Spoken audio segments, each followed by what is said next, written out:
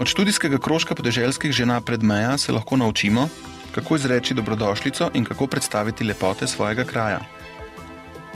Interesna skupina podeželskih žena ima kar 20 zavzetih članic.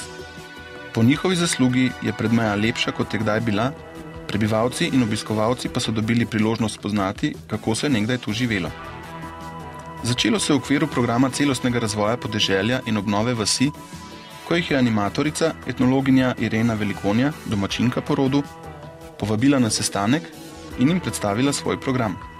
Navdušila je 8 udeleženk, ko pa so se odločili za organizirano delo v študijskih krožkih, se jim je pridružilo še 12 žena.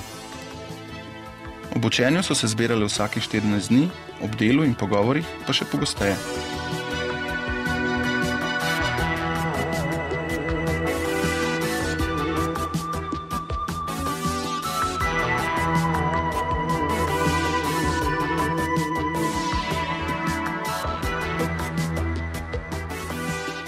V sodelovanju z etnologinjo dr. Marijo Makarovič so raziskovali oblačilno kulturo na gori v 19. in 20. stoletju, spoznavale so načine priprave ter pomen posameznih jedi, imele delavnico urejanja krajine.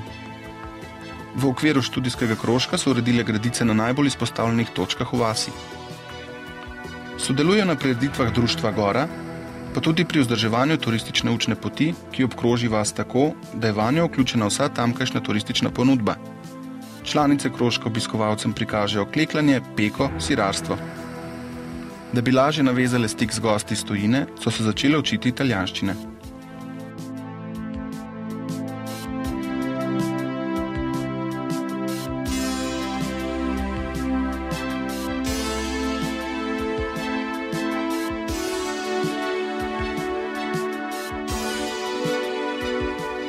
Druženje ob učenju in delu za skupno dobro jih je povezalo, razvilo občutek solidarnosti, pa tudi kreativnosti, saj se med njimi rojevajo vedno nove zamisli in delovni načrti za prihodnost. Tako so v minulem letu za dobrodošlico ob vstopu v vas postavile turistično tablo in lesena korita s cvetjem, polepšale kapelico, uredile okolico spomenika in stare grobnice. Letos bo na vrsti bližnje močvirje, veselijo pa se tudi načrtovanega krožka Svet pred domačim pragom.